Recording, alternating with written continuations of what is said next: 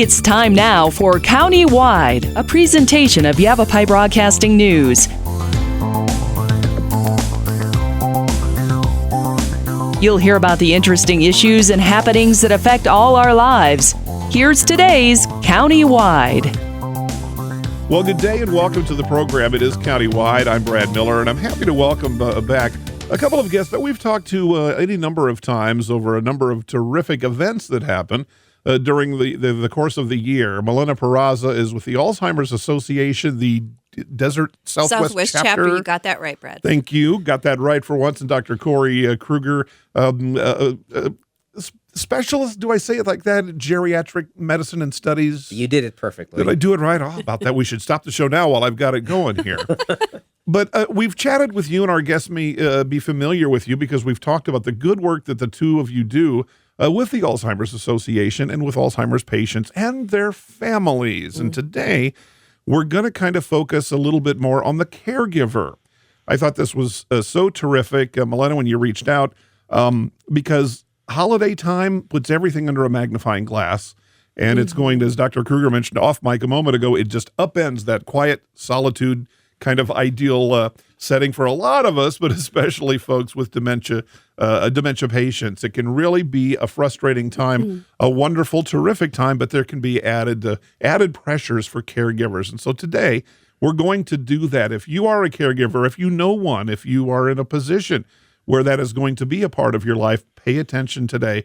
We've got professionals here to talk to you about that. I want to start with this, though. Can we kind of define caregiver? I think we all have an image in our mind, especially as we're talking with dementia patients, but a spouse kind of is a caregiver from the day of the wedding. At least in our house, it certainly is. Sure. Where it's kind of back and forth, and that's going to change with one of us having dementia. And it's going to become a different dynamic, isn't it, over time? It is. It definitely is a different dynamic. And it's not just dementia or Alzheimer's, but, you know, as people grow older, things change in their life, challenges happen.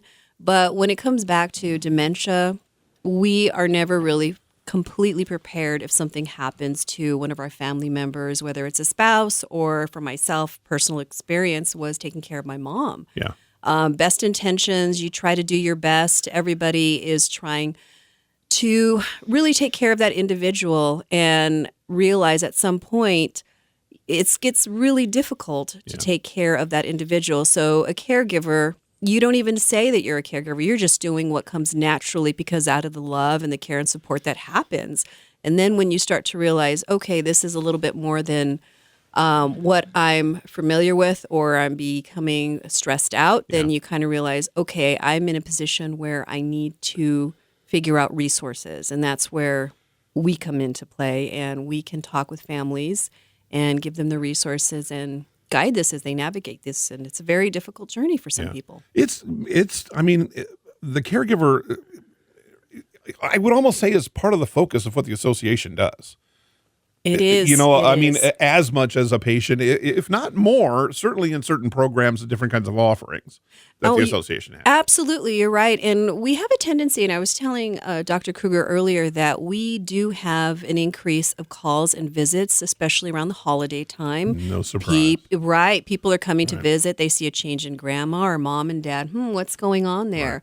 Right. And we do get an increase of people wanting to talk with our support helpline manager, talk with the caregiver resources. We have a lot of people that have come in and they say, you know what? They come in very emotional. My husband or my wife or my mom was just diagnosed. I don't know where to begin. And so they talk with our helpline manager, and from there they get the resources that is specific to their needs at that time. And Dr. Kreuger, we can see that's a great example to follow the illustration that Malena just gave us. There might be some adult children who live on the East Coast visiting family or friends, mom and dad, say, here in Arizona, and it's only an annual visit. And there can be dynamic, drastic changes, can't there, with a dementia patient from one Christmas to the next? Oh, absolutely. And I don't think people are inherently born with the ability to appreciate what's going to happen. Yeah, right. You know, as far as Alzheimer's, you know, my role is, here's what we think they have, and we're pretty clear about that. here's some resources to help you get ready for what's going to probably happen. And some of those changes can be very distressing. And it's very difficult to not take some of the things you might be seeing or hearing on a personal level. Yeah. And, one of my jobs as a physician, I mean, aside from referring people to resources like the Alzheimer's Association, which makes my job far, far easier, it really does, is to say, okay, your spouse or your mom or whatever, and caregivers are often family members, and Right. they don't necessarily have to be, but they often are by default. Here's what you can expect. I mean, this person might accuse you of taking their money, cheating on a spouse, doing all kinds of things that are distressing. And it is very, very difficult for people to not take that personally. Well, she's going to say, your mom's going to say things, but don't take it personally. Well, if it's your mom, Yeah. how do you do that? Right. But being prepared for it makes that process a little bit easier. And moms, as you're describing, observations, allegations, perhaps, may not necessarily come out as a litany in one sitting at the dinner table. It might be over the course of a weekend that we'll see. Here again, if you don't get to visit very often, you don't live close by, is kind of the scenario I'm concentrated on. So a lot of us are in that scenario, and you can. I guess that's the key, isn't it? That's the whole ballgame, is knowing when we've got, well, mom's just being a little fussy, and she's always been, to, I think something is happening here. And the work of the association and your work, doctor, that's how we find those things out. But when do we know to pick up the phone and call the association? When do we know, hey, this is more than just mom being a little cranky? Yeah. Well, I think that is, to some extent, I think that is my job. One of the things that I found, people with Alzheimer's, it's often a disease that affects people that are older. Right. It's not, you're not going to see it in 30-year-olds, certainly. The people that grew up in that era often had an incredible commitment to each other. Right. There was that, in sickness and in health till death do us part. Now, I'm not saying that's necessarily a bad or inappropriate thing, but the challenge that I have is people of that era often find themselves committed to trying to do more than anyone can humanly do as far as the physical and psychological needs to being a caregiver for someone with Alzheimer's disease. Right. So for me, here's the resources. Here's what you really need to do. Here's a good time to reach out to somebody like Malena and the Alzheimer's Association. Don't feel guilty. Don't feel that it's a character flaw, because if you make yourself sick trying to take care of someone else who's sick, you're not going to do anybody any good. Right. And that's so much easier said than done, and the two of you know that. You're experts in this field, in this game. Absolutely. Don't feel guilty. Don't feel shameful. Absolutely. Malena, how do you drive out from under that? It is a difficult mind shift to have that penetrate and have that be actively engaged, because we have a tendency, especially again for the people that we're caring for that are loved ones, we have that guilt. But like Dr. Kreuger said, from a clinician standpoint, from the association standpoint, the more we say that to a person, the more it's collectively addressed and those words are actually brought up. Please do not feel guilty. You can only do so much. We're all humans in this together. We're not trained to do this. It's okay. And I think once they hear that continuously, and that's why we have support groups, weekly support groups, where people can share those feelings and connect together and support each other. I'm not just feeling this by myself. Somebody else is connected with me. Yeah. So I'm not going crazy, or I'm crying conditionally, or the guilt is there, but they all feel guilt. We all do. And that's a natural response. But ultimately, that mind shift starts to happen where they recognize they need to take that self-care, surrender the guilt, and understand they're doing it for the benefit of that loved one. Why don't you, as we go to break, why don't you give the 800 number, if you would, so folks who might find themselves in the predicament that we've been talking about here in our opening segment know how to reach out and find some help. Absolutely. So our number is 800-272-3900. Okay, and we'll repeat that a number of times as we continue through the program. We do need to take a short break.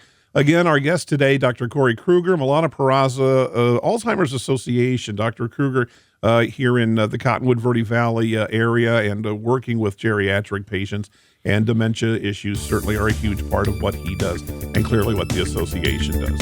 It's countywide. We'll be back right after this. Life changes, then it changes again. Predicting the unexpected in life is impossible. That's why it's called unexpected. So when it comes to financial goals, our philosophy is don't predict, prepare.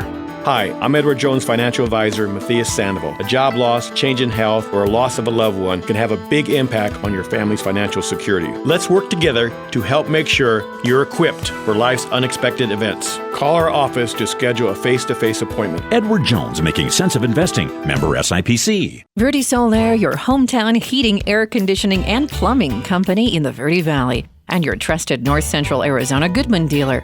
Goodman is a name you can trust with the revolutionary Comfort Bridge technology factory installed into select Goodman gas furnaces and air handlers to ensure the entire system operates at peak energy efficient performance. Verde Solaire offers free in-home estimates, locally owned and operated since 1983. Visit them at verdesolaire.com. Better, cleaner, faster. Thank you so very much for your generosity and kindness in helping others. I hope that you take advantage of the many Arizona state tax credits available when giving to qualified charities and schools. If you haven't taken advantage, I hope you'll ask your favorite charity if they qualify. You can go to Arizona Department of Revenue website, search for tax credits, and look at the list of qualifying charities. Then look at your latest Arizona income tax return and see how an Arizona tax credit can benefit many. This is Lewis saying thanks again.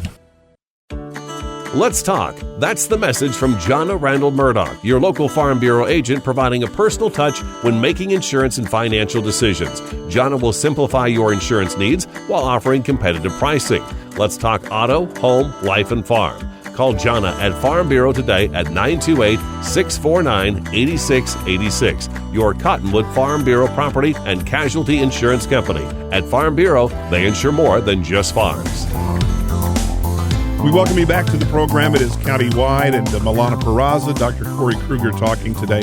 We're talking about dementia patients, and more specifically, I think today, we're really kind of focusing on caregivers, typically a spouse, perhaps an adult child. It can be someone completely non-related to the family. We're going to cover some different scenarios as we go through our program here.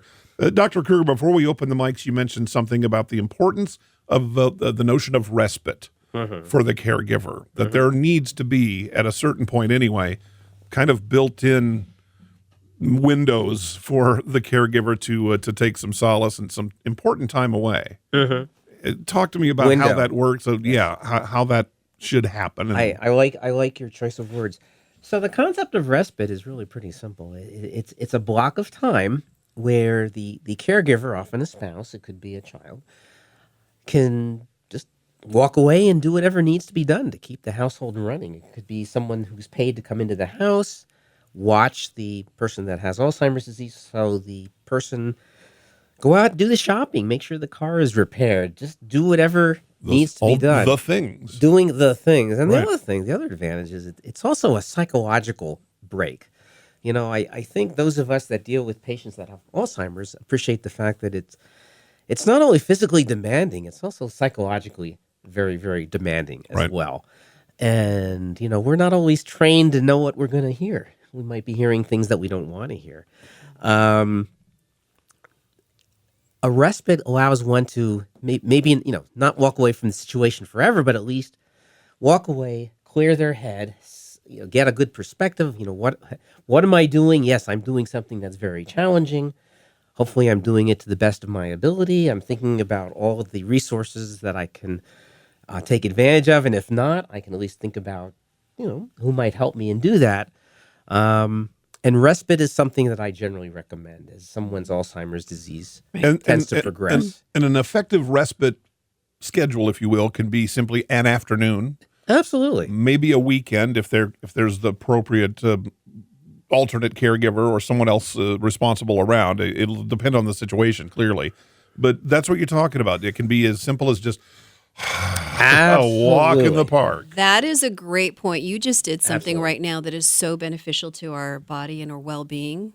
Is, like Dr. Kreuger said, it's very vital to step away to take care of the things that we need to, whether it's just a walk or just to, you know, take a break. But we have to reflect on our self-care as caregivers, and we get lost in that shuffle. And I'll bring back the holiday season only because we continue to see an influx of people that are coming in based off the natural holiday stress. We want everything to be just right. But it impacts the person. And again, speaking because of what I went through for years, I lost myself. And we don't want people to lose themselves. And it could be a simple walk. It could be just going to a movie. If somebody has a faith-based organization, reach out and get support there. Whatever that means for that individual, not to lose themselves. And respite is definitely a part of that. But we are prideful people. And typically, as Dr. Kreuger pointed out, the generation, if you will, of folks who most typically are going to be suffering dementia are going to be folks who were married in the 40s, 50s, 60s, 70s. It was a more traditional time. I'm just playing a little devil's advocate here. Sure. I don't give up. I made those vows, and I meant it, and I'm not weak. These are all things that have got to go through your heads. So what we're talking about, there are the resources, there is the respite, there's all these, but it's just so much harder for some people to do than it sounds like. That's why we're doing this radio show. That's why the association exists. That's why Dr. Kreuger studies and does what he does. But you know what I mean. You know it better than anybody. Right, exactly. That it sounds great, and that's right. And that's why we are advocates on what we're suggesting and what we're really recommending for people not only to become better for themselves, but better caregivers. Because if they don't, let's face it, if we aren't taking care of ourselves, how can we possibly take care of another? But again, it comes down to the psychological mind shift of acceptance. And I also use the word surrendering. Surrender sounds like a very tricky word because it just means like, oh, well, I'm giving up to something. Well, that doesn't mean that you're surrendering and you're just foregoing everything or you have lost something. Surrendering can be a beautiful thing because it allows us that opportunity to have a mind shift for the better of that individual as a caregiver and for the person that they're caring for. So it takes, like I said, it takes a little bit of time. It's not going to be a light switch where overnight, okay, yes, we're going back to the traditional ways of how we're caring for somebody and taking that and just, I'm going to be the one in control. We have to surrender that at some point to realize, and family members or whoever it is can help make that shift. And that's why Dr. Kreuger does what he does in the association. We're here for that. Dr. Kreuger, might we see kickback from the patient if the caregiver, I mean, it's going to depend on what they understand of the situation. Well, suddenly coming to the spouse, say, is gone for just the night. And who is this person that's here, even if they're familiar with them? You know what I mean? Absolutely. That's going to add to the pressure on the caregiver to think, well, he's going to know I'm not here. I've got to be here. Yeah, absolutely. And, it's my job to remind the family member who's going to do respite of that fact. The person that you're caring for is probably going to push back. Expect it. Yeah. Expect it, but don't let it change your plans. Make a plan. Because you, as a caregiver, to be at your best, right? You need the psychological and physical supports, right? A caregiver who is spent psychologically and physically is not a good caregiver. And it's up to me, you too sometimes, to remind them of that fact. That's kind of keeping your eye on the ball. The guilt is huge here. Mm-hmm. Unbelievably. I'm not in this situation, and it almost chokes me up to think about the people that are. None of whom I know, thank goodness. It's not really in our family or anywhere right now. Mm-hmm. But it's heartbreaking to think about that. And here's holiday time. It is supposed to be joyous. It's supposed to be all of these kinds of things, and it can just turn everything around. It is a vicious disease. Mm-hmm. If you think about, Christmas and the most wonderful time of the year, right? The reality is, in some ways it is. But in a lot of ways, it is the most stressful time of the year. Sure. And if you think about a person that has Alzheimer's, all of a sudden, there's all kinds of things going on that are opposite to the perfect Alzheimer's environment, which is supposed to be what? A predictable, calm environment. Yeah. Right? Think about Christmas. Think about, strangers. Maybe they're not strangers, but now to that person, they're strangers. Right? Yeah. Coming into the house, all maybe the cooking, the decorating, and if someone requires time and attention, all of a sudden, that is really at a premium because you're getting the house ready for the celebration of Christmas. Right. Right. Mm-hmm. Tough time for someone with Alzheimer's disease. One of the toughest. Wow. Absolutely. Okay. We need to take another break, and I think what I'd like to do when we come back, we'll give that valuable information, Malena, how people can reach out to the association and just remind them that there is help out there. There are people who understand what they're going through, and try to reiterate that because it can be very difficult to accept help, even if you know it's available, because we want to be tough. We want to do everything that we possibly can. So making that switch. We're going to do another program, and one of the things I'd really like to do is something Dr. Kreuger mentioned before we open the mics here today, and that is talking about kind of the family dynamic like siblings. We kind of think, well, we're a team, but maybe brother has different ideas than sister has for when and where and all of those. And then I want to talk about those issues of when is it time for help outside the home? When does the caregiver say, I can't do this anymore? That's got to be one of the toughest decisions anybody's ever going to make in their whole lives. So I'd like to get to that as we do another program. We'll take a short break. We'll come back. We'll wrap up. We'll give that 800 number and additional information when we come back to Countywide right after this. Life changes, then it changes again. Predicting the unexpected in life is impossible. That's why it's called unexpected. So when it comes to financial goals, our philosophy is don't predict, prepare.